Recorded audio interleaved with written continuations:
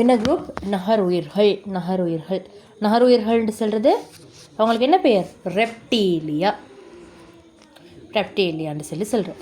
இவங்க ஊர்ந்து கொண்டு போகிற மாதிரி உள்ள ஆட்கள். அப்போ யார் யார் வருவ? பாம்பு வரும், முதலை வரும், உடும்பு வரும், கபரகொய்யா வரும், விலங்குச்சா. அடுத்து ஓணான் வரும், ஆமை வரும், விலங்குச்சா. இவங்க எல்லாரும் இந்த நகருயிர்களில் வருவாங்க. இவங்க பொதுவாக எங்கெங்கே வாழுவாங்க? ஒன்று நீரில் வைப்பாங்க, இல்லாட்டி நிலத்தில் வைப்பாங்க. சரியா? இவங்களோட தோல் எப்படி இருக்கும் யோசிச்சு பாருங்க. ஒரு முதலை ஒன்ற தோல், ஒரு ஆமை ஒன்று மேல்தோல் எப்படி இருக்கும்? வச்சா கரடு முரடாயிக்கும். அப்படின்னா அந்த ஒரு காஞ்சி போன தோலை இருக்கும், உலர்ந்த தோல். 1வது பாயிண்ட்.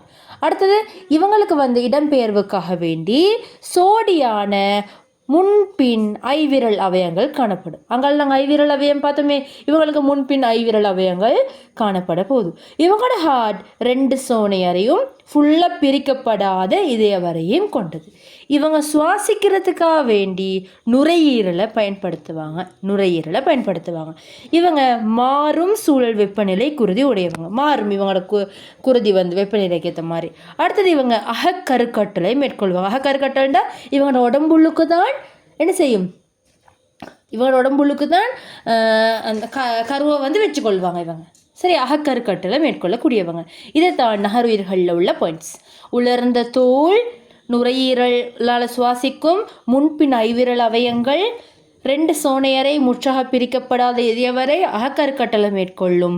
வேற என்ன பாயிண்ட் சொன்னேன்? மாறும் சூழல் வெப்பநிலை குருதி உடையவங்க.